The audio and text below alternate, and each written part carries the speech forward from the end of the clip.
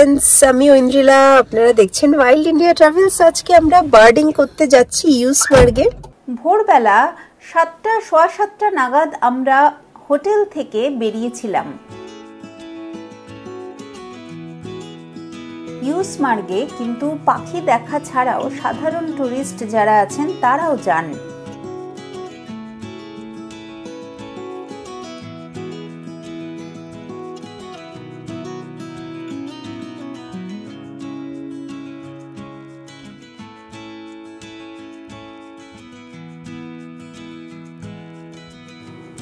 রাস্তায় চিরাই শরীফের কাছাকাছি আমরা একটু দাঁড়ালাম এখানে চা ব্রেকফাস্ট করার জন্য।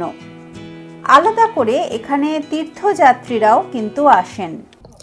মাঝে একটা অনেকক্ষণ গাড়ি চলেছে, অলরেডি 1 ঘন্টা চলেছি। এখন আমরা পেছনে এই যে এখানে সবাই চায়ের জন্য ওয়েট করছে, চায়ের জন্য দাঁড়িয়েছে। সকাল সকাল ঘুম থেকে উঠে আসতে হয়েছে, তাই সকলেই আমরা একটু ঘুম কাতুরে হয়ে পড়ছিলাম। সেই জন্য চায়ের বিরতির দরকার হয়ে পড়ল। আমরা দুধ চা খাচ্ছি, কিন্তু পুরো কাশ্মীরি ঘরানায় আর কি তোমার যেটা চলে সকালবেলা নুন চা। আমাদের গাইড বা ড্রাইভার এরা সব নুন চা খাচ্ছে, আমরা নুন চা খাইনি, একদিন খেয়ে বাখারখানি। বাখারখানি, আচ্ছা একটু দে, আমি দিচ্ছি তোকে।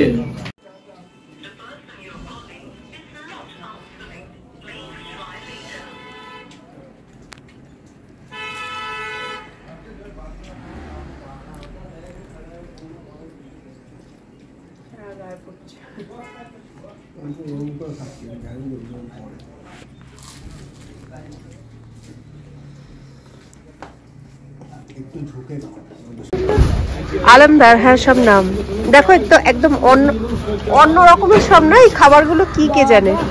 ये क्या है भैया? 50 रुपीस पाव। ये पाव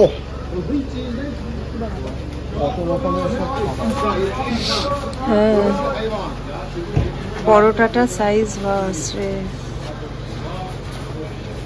पराठा कितना करके? 120 रुपए किलो।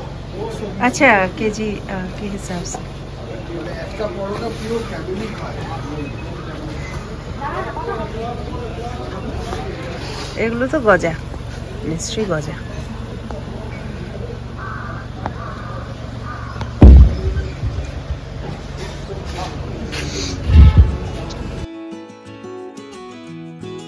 চা খেয়ে আবার আমরা যাত্রা শুরু করলাম ইউসমার্গের পথে।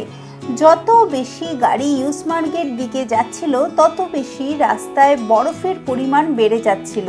বুঝতেই পারছিলাম যে ইউসমার্গে বোধহয় বরফের একটা সাম্রাজ্যে এসে পড়তে চলেছি। প্রসঙ্গত জানাই, আমরা এই ট্যুর করেছিলাম মার্চ মাসের মাঝামাঝি সময়ে। বরফ দেখতে হলে ফেব্রুয়ারি মার্চ বেশ ভালো সময়। এরপর এখানে আস্তে আস্তে বরফ গলে চারপাশের সবুজ সৌন্দর্য ফুটে ওঠে।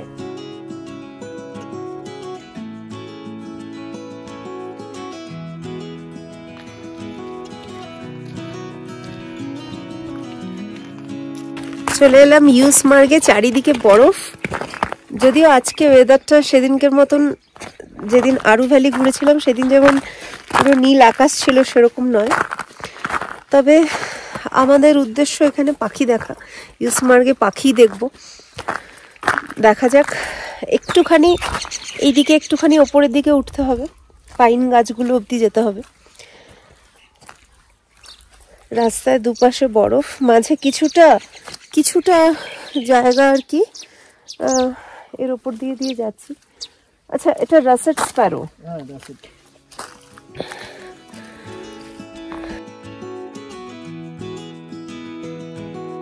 বেশ ঠান্ডা কিন্তু এখানে, মানে আজকে এতক্ষণ তো গাড়িতে ছিলাম, অতটাও ঠান্ডা লাগছিল না, কিন্তু ইউসমার্গে ভালোই ঠান্ডা। আর রোদও সেইভাবে ওঠেনি, পুরো বরফ চারিদিকে, বরফের মধ্যে দিয়ে যাচ্ছি, ঠান্ডা আছে ভালোই। আর আজকে প্রচুর যে কিছু পরে এসেছি তা না, মানে গতকাল একটু গরম লাগছিল, রোদটা বেশি ছিল বলে, সেই জন্য আর কি গলা বন্ধ একটা ভেতরে পরে এসেছিলাম। আজকে আর সেটা পরিনি, আজকে জাস্ট একটা জামা আর একটা সোয়েটার।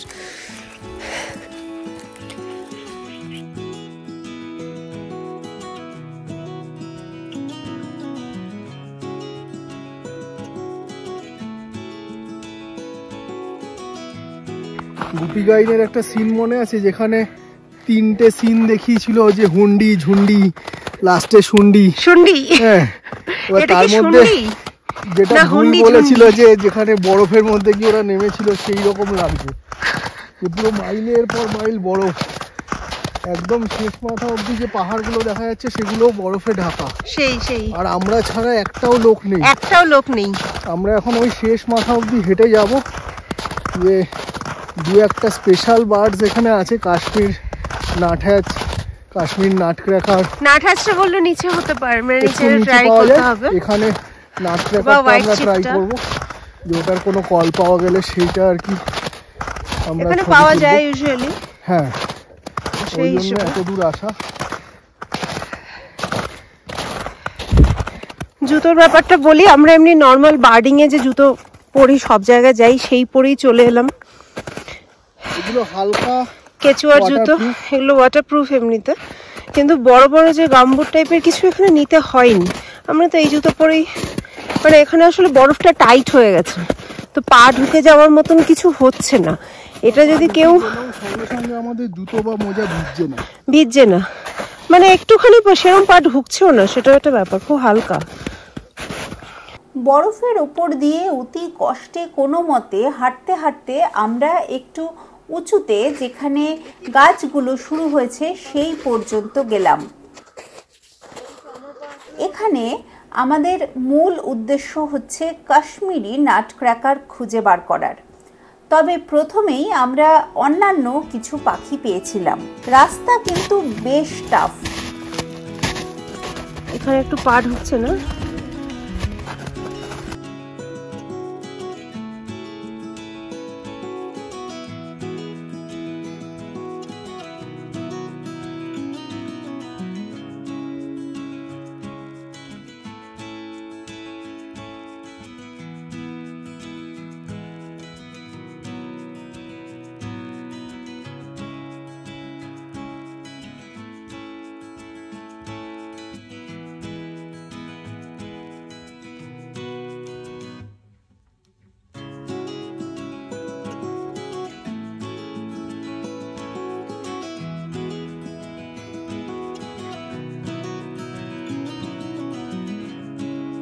নিচে মোটামুটি জুতোয় বরফ ঢুকে না গেলেও যত আমরা উপর দিকে উঠতে লাগলাম, এখানে কিন্তু বরফের আস্তরণ অনেক পুরু। পা বারবার বরফের ভেতরে ঢুকে যাচ্ছিল, পা ভিজেও যাচ্ছিল।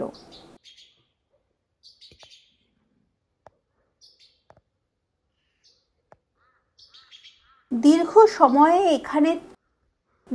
সময় আমরা এখানে পাখিটার জন্য অপেক্ষা করেছিলাম। যে কোনো পাখির ছবি তোলার জন্য অপেক্ষা, ধৈর্য, এগুলো কিন্তু খুব গুরুত্বপূর্ণ কিছু কথা। ধৈর্য না দেখালে পাখির ছবি তোলা কিন্তু দুষ্কর।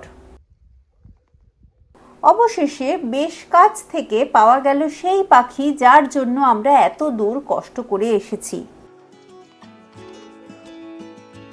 কাশ্মীরি নাটক্র্যাকার বা লার্জ স্পটেড নাটক্র্যাকারের নামটা শুনেই বোঝা যাচ্ছে যে কাশ্মীরে একে মূলত দেখতে পাওয়া যায়। কিছুদিন আগে পর্যন্ত ইউরেশিয়ান নাটক্র্যাকার এবং কাশ্মীরি নাটক্র্যাকার একই স্পিসিস ছিল। সম্প্রতি এই দুটি স্পিসিসকে আলাদা করা হয়েছে। কাশ্মীরি নাটক্র্যাকারের গায়ের রং একটু বেশি সাদা সাদা। স্পটেড নাটক্র্যাকার বা ইউরেশিয়ান নাটক্র্যাকার তুলনামূলকভাবে একটু বেশি ব্রাউনিশ। স্পটেড নাটক্র্যাকার আমরা দেখেছিলাম সিঙ্গালীলা জাতীয় উদ্যানে। যদি সেই পাখিটি দেখতে চান তাহলে আমি অনুরোধ করব সিঙ্গালীলা জাতীয় উদ্যানের ভিডিওগুলি একবার দেখতে।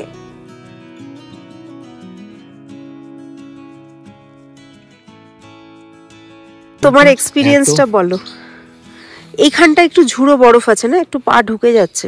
আমিও দু একবার পড়েছি। প্রথম এই গাছটার মধ্যে একটা বাদিকের ডালটাই ছিল, তখন আমি এখান থেকে লোকেট করতে পারিনি, এটা অবধি চেস করেছি। ওই বাড়িটার ছাদে বসেছিল, বরফ ছিল না ওই রাস্তায়, অনেকটা ছিল, কোমর অবধি বরফ। ওখানে যাওয়া যাবে না, মানে ইম্পসিবল টাইপের ব্যাপার, পুরো এতটা অবধি আমার ঢুকে গেছিল। আমরা প্রথমে ভাবছিলাম এই জুতো, আমি ক্যামেরা নিয়ে কতবার পড়েছি ভাবতে পারবে না।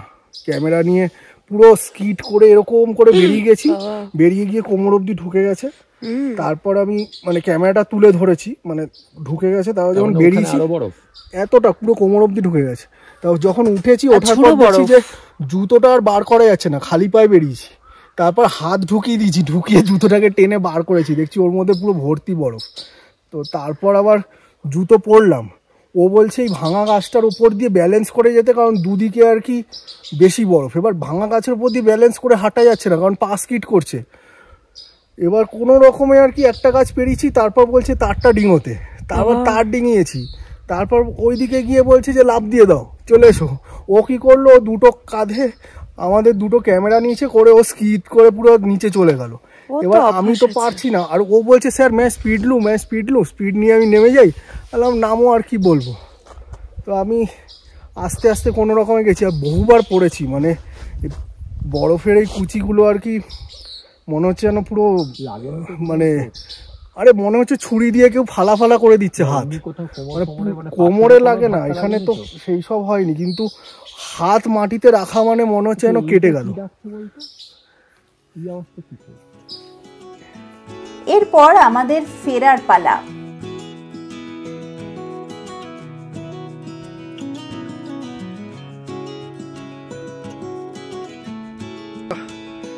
গলে গেছে, স্কিড করছে,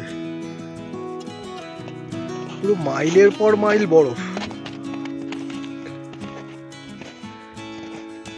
ইউসমার্গের এই বরফ মোড়া অংশ থেকে আমরা যখন নামতে শুরু করলাম, রাস্তাতেও কিন্তু আমরা বিভিন্ন জায়গায় দাঁড়িয়ে পাখির ছবি তুলেছিলাম।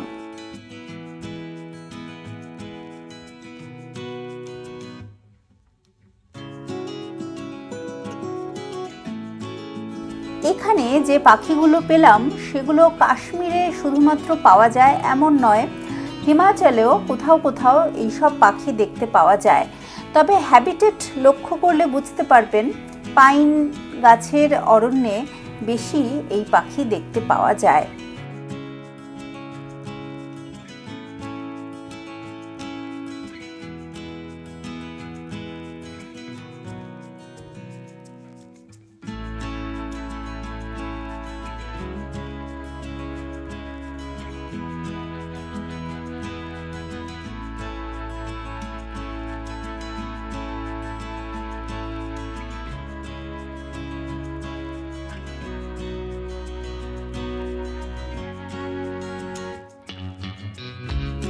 এরপর ফেরার পথে আমরা আবার সেই দোকানে গেলাম যেখানে আমরা সকালবেলা চা খেয়েছিলাম। এখানে আমরা দুপুরের খাবার খেলাম। এটা বলা ভালো একটা রাস্তার পাশে পাইস হোটেল টাইপের। অনেক মানুষ এখানে আসছেন এবং খুব সাধারণভাবে খাওয়া দাওয়া করছেন। কাশ্মীরের খাদ্যাভ্যাস কিন্তু মূলত প্রোটিন নির্ভর। এখানে সবসময় ভাত এবং তার সাথে মাংস খাওয়ার প্রচলন আছে। বড় বড় মাটনের পিস, এক এক পিস 100 টাকা করে নিয়েছিল। আমরা এখানে নিয়েছিলাম ভাতের সাথে মাটন রোগান জোস, যেটা লাল রঙের ঝোল, এবং মাটন দানিয়াল কোরমা। এই দানিয়াল কোরমাতে দই একটা প্রধান উপকরণ। এরপর আমরা টনি আউলের খোঁজে গেলাম বুদগাম ডিস্ট্রিক্টের মধ্যে ধর্মশালা বলে একটি জায়গায়। দেখে আদপে মনে হলো এটি কোনো শিখ কলোনি হতে পারে, কারণ চারপাশে প্রচুর শিখ বাচ্চা ক্রিকেট খেলছিল। এখানে শিখ মানুষদের চাষাবাদ আছে, সেটাও দেখলাম। টনি আউলের সন্ধানে মাঠে মাঠে ঘুরছি। সকাল থেকে তো অনেক পাখি পেলাম, যেরকম সেরকম বিভিন্ন রকম ভূমিরূপের ওপর হাঁটার অভিজ্ঞতা হলো। বরফে যেমন হেঁটেছি, জুতো একদম ভিজে গেছে। এখন ড্রাইভার দাদা আমাকে একটা চটি দিয়েছে, সেই চটি পরে হাঁটছি। এই চাষের জমির ঠিক পরেই একটা জঙ্গল মতন এলাকায় পাওয়া গেল টনি আউল। অন্যান্য বেশিরভাগ প্যাঁচার মতন এই পাখিও কিন্তু রাত্রিবেলা শিকার ধরে। অনেক দূর থেকে শব্দ শুনতে পারদর্শী এই পাখি। টনি আউল দেখে এবার ফেরার পালা। হয়ে গেল টনি আউল দেখা, তাই তো? লাইফার দুটো ছিল, মোস্ট প্রবাবলি মেল ফিমেল। হ্যাঁ, একটা কোটরে ঘুমাচ্ছে আর একটা একটা একটু বাইরে রয়েছে। আর ইয়েলো বিল ব্লু ম্যাকপাই গুলো এসে একটু ডিস্টার্ব করার চেষ্টা করছে, তো ওই জন্য বাইরেরটা একটুখানি একবার তাকিয়েছিল। আমরা সামনে গেলাম যে তাতেও ডিস্টার্ব হয়নি, কিন্তু ম্যাকপাইটার জন্য ও ফট করে তাকালো একবার ঘুরে। হ্যাঁ, বলো। এতদিন আমরা বার্নাউল, তুই বার্নাউল দেখেছিলি তাই তো? বার্নাউল তো আমাদের বাড়িতেই আছে। চলে এলাম বোটানিক্যাল গার্ডেনে। বোটানিক্যাল গার্ডেন যারা সাধারণ ট্যুরিস্ট তারা অবশ্যই আসেন বোটানিক্যাল গার্ডেন। এটা একটা সাইট সিইং প্লেস, প্রচুর লোকজন এসছেন, কিন্তু আমরা এখানে এসেছি পাখি দেখতে। বোটানিক্যাল গার্ডেনে বিশেষ কিছু পাখি পাওয়া যায় যেগুলো আমরা অন্যান্য জায়গায় পাইনি। তো যদিও আজকে ওয়েদার অত ভালো না, এখন প্রায় 5টা বাজে, কিন্তু আলো নেই অতটা ভালো। দেখা যাক কিছু পাওয়া যায় কিনা।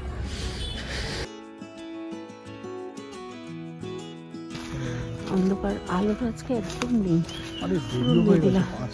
না, 5টাটা এখানে এমন কিছু দেখি না। কালকে তো আমরা 7টা অবধি ঘুরেছি। কি বলছো? 5টা রীতিমতন রোদ, কিন্তু সেই তুলনামূলকভাবে মেঘলা হয়ে গেছে বলে ঠান্ডা নেই। কিন্তু দেখেছো, আমি তো খালি পায়ে ঘুরছি। আজকে সারাদিন ভরপুর বার্ডিং হয়েছে।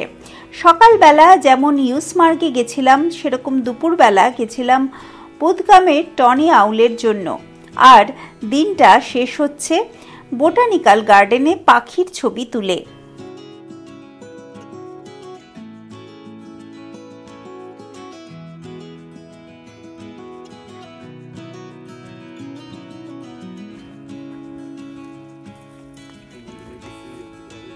বোটানিক্যাল গার্ডেনের পেছনের অংশটা চড়াই উতরাই ভরা।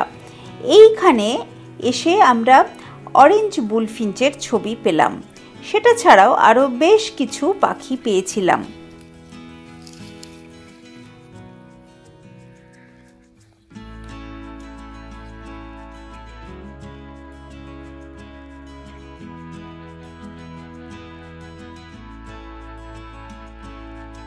রাত্রিবেলা বিশ্রামে যাওয়ার আগে পাখিটি তাড়াতাড়ি করে নিজের খাবার দাবার খেয়ে নিচ্ছিল।